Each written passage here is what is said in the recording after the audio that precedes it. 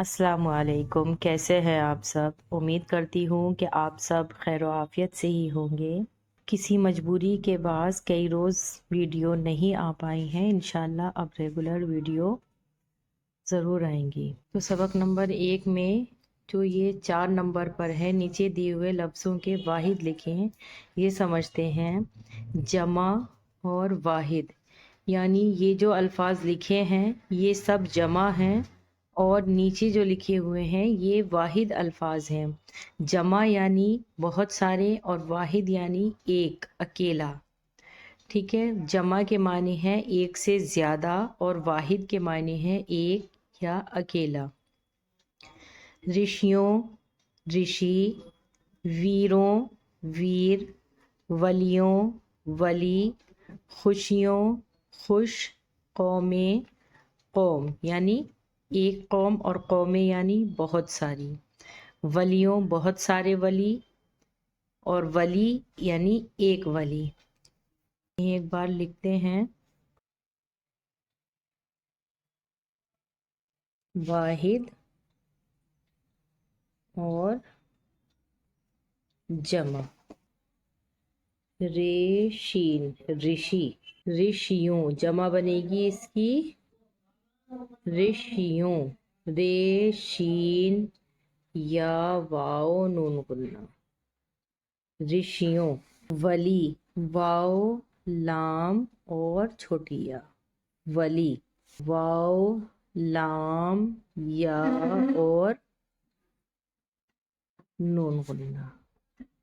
ولیوں، قاف واو قو میم، قوم، قاف واو میم اور یا، قومی۔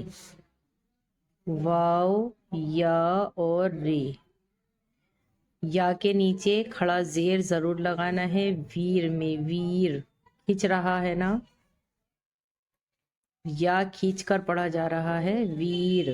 تو واو، واو یا رے واو، ویروں۔ خے واو شین،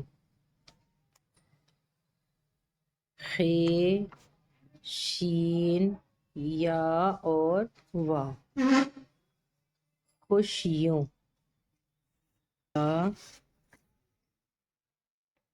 کاف پہ کپڑے، واو نون غنہ، کپڑوں، زیادہ تر نون غنہ آتا ہی ہے۔ عورت، این واو عورت، رت، عورت۔ ایک اور این واو او رے تے یا اور نون غنہ، عورتیں، ایک سے زیادہ۔